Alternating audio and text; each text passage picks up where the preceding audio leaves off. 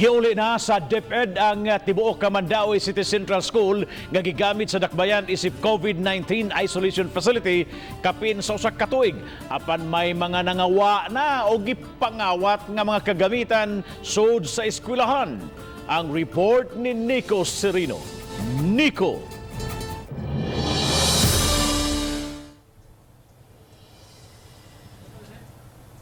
Yes, Bob, kini ang nadiskubrian doon ni mga appliances nga nangahanaw ug ubang kagamitan nga gipang himulbulan.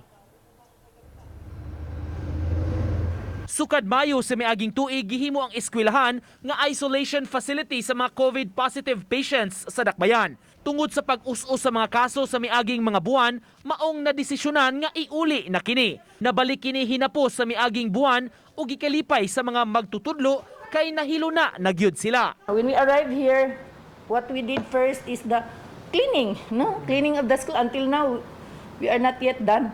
Giampo sa mga opisyales nga di na musaka pa ang mga kaso sa COVID aron dili mapuno ang duha ka isolation facilities karon sa Mandaue.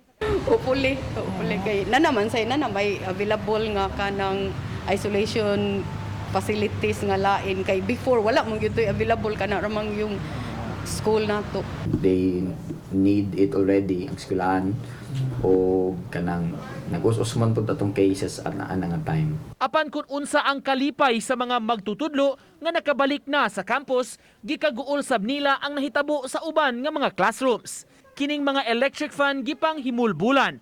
Kun walay mga palapad ug lawas, may uban nga ang bronze gipanguha. May na-report sab nga nangawala nga duha ka laptops sa magtutudlo, ubay-ubay nga mga speaker sa sound system, electric kettle, rice cooker ug uban pa nga mga kagamitan labi na sa HE room. May mga kurtina pagani kuno ug bisan potted plants nga nangahanaw.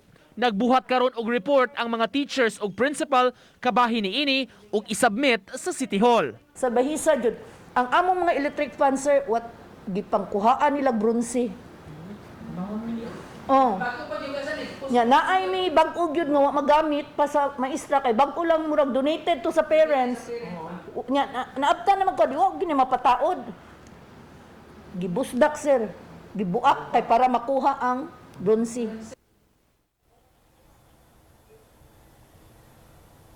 Nagpadayon pa karon Bob ang pag-assess sa kadagkuan sa eskwelahan sa kinatibuk-an nga damage sa ilang mga kagamitan human nila na dawat pagbalik ang lugar og na-occupy na sa mga magtutudlo. Muhimo sila og report og i-forward nila sa City Hall kini. Hinom mapasalamaton sila Bob nga bisan ning nahitabo do na pay pipila sa mga kagamitan gigamit sa isolation facility nga gibili na lang daw sa taga City Hall aron sa magamit sa eskwelahan. Bob? Daghang salamat Nico Serino sa imong live report.